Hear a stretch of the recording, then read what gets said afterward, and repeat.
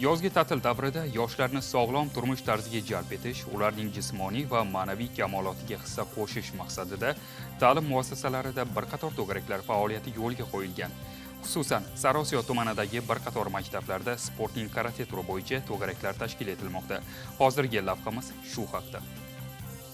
Ma'lumki, sportning karate turi qurolsiz o'zini o'zi himoya qilish, inson tanasiga qo'l yoki oyoq bilan zarbalar berishga asoslangan. Karatening hozirgi qoidalari 20-asrning boshlarida yaponcha jiu-jitsu yakkakurashni takomillashtirish asosida shakllangan. Keyinchalik dunyo mamlakatlarida karate ommalashib borgan. O'zbekistonda ham karate bilan shug'ullanuvchilar soni ortib bormoqda. Ayniqsa ushbu sport turining Olimpiya o'yinlari dasturiga kiritilishi sportchilar o'rtasida karatening ommaviyligini yanada oshirdi. Bugungi kunda Sariosiyo tumanida ham karate bo'yicha to'garaklarda malakali murabbiylar yoshlarga saboq berib kelishmoqda. Yaratilgan sog'lom raqobat muhiti, mustahkam sport bazasi hamda tajribali ustozlarning harakatlari tufayli tumanda karate bilan shug'ullanuvchilar soni ortib bormoqda. Qalqon karate klubining tashkil topganiga ko'p vaqt bo'lmagan bo'lsa-da, katta natijalar qayd etilmoqda. Hozirda klubda 300 nafarga yaqin 5 yoshdan 20 yoshgacha bo'lgan o'g'il-qizlar karate bilan shug'ullanib kelishmoqda.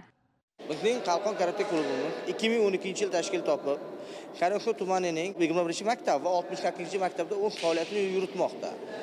Undan tashqari jamoamizning filiallari ham bor. Bu 89, 60-maktablarda faoliyatini yurityapti.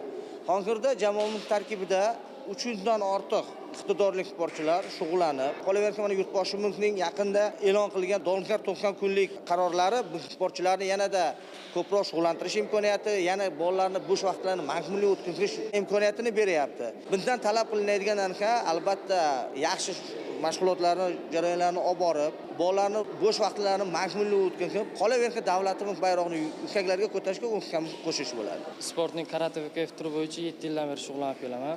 Bu 7 yil ichida ancha natijalarni qo'lga kiritdim. Masalan, O'zbekiston chempioni bo'ldim, O'rta Osiyo chempioni, Osiyo chempioni, yaqinda jahon chempionatini 2-o'rin sohibi bo'ldim. Nasib bo'lsa 2026-yil Indoneziyada bo'lib o'tadigan Olimpiada chempionatida qatnashib, nufuzli 1-o'rinni qo'lga kiritib, yurtimiz bayrog'ini jahonlarga ko'klarga ko'tarish niyatim bor.